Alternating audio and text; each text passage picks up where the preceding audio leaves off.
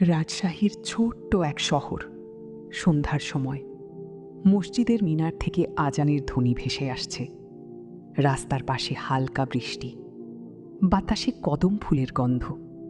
সেই শহরেই থাকত রহিম।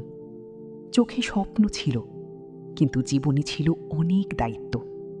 5 ওয়াক্ত নামাজ পড়ত, মায়ের সাথে খুব ভালো ব্যবহার করত, আর সবসময় একটা কথা বলতো, যে ভালোবাসায় আল্লাহ খুশি না, সেই ভালোবাসা কখনো শান্তি দিতে পারে না।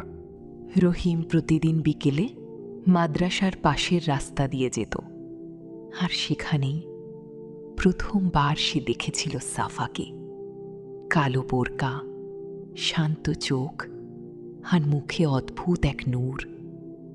রহিম কখনো তাকিয়ে থাকতে সাহস পেত না, তবুও অজান্তেই তার মন থেমে যেত। ইয়া আল্লাহ, আমার হৃদয়কে হারাম থেকে বাঁচিয়ে রেখো। সাফাও ধীরে ধীরে বুঝতে পারছিল, এই ছেলেটা অন্যরকম। সে কখনো বিরক্ত করত না, কখনো হাসাহাসি করত না, শুধু দূর থেকে সম্মান করত।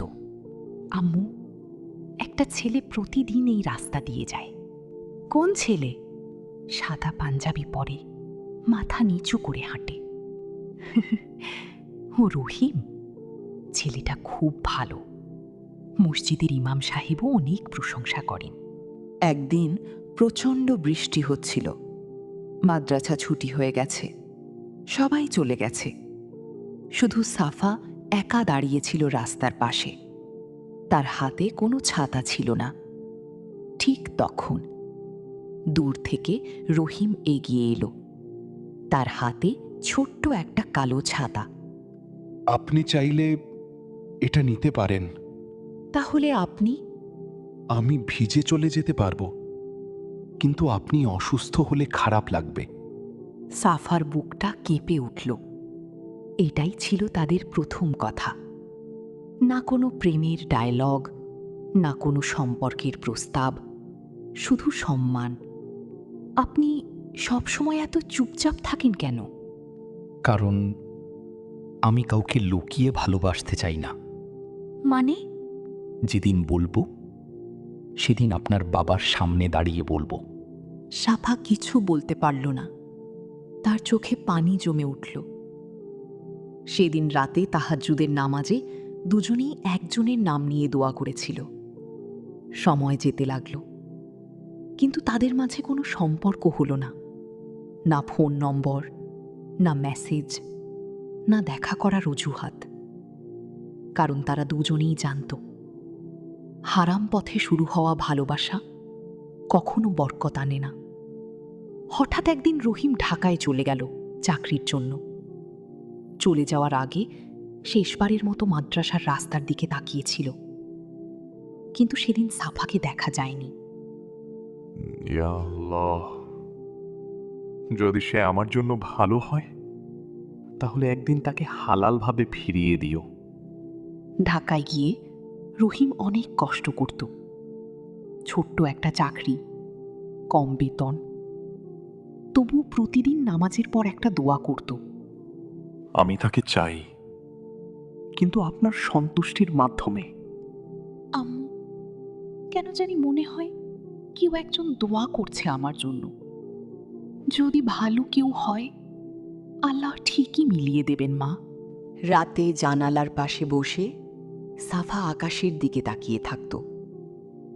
তার মনে শুধু একটা কথাই ঘুরত।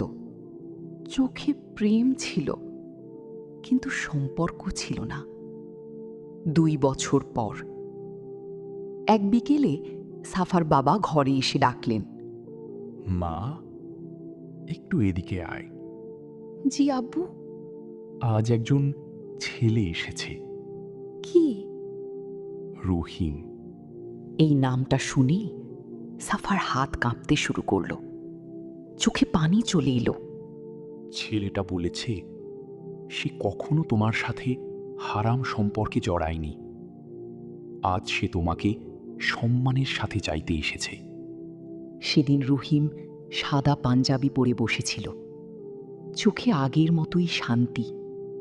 আমি তাকে ভালোবাসতাম, তাই কখনো তাকে পাপের পথে ডাকিনি। তুমি কি আমার মেয়েকে সুখে রাখতে পারবে?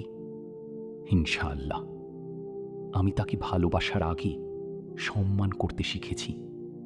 পর্দার আড়াল থেকে সাফা কান্না করছিল, কারণ সে বুঝে গিয়েছিল অপেক্ষাটা বৃথা যায়নি। আমরা কখনো প্রেম করিনি, তবুও মনে হতো আপনি আমার খুব কাছের। কারণ আমাদের সম্পর্ক মানুষের সাথে না, আল্লাহর সাথে শুরু হয়েছিল। সব ভালোবাসা হাতে হাত রাখার মাধ্যমে শুরু হয় না।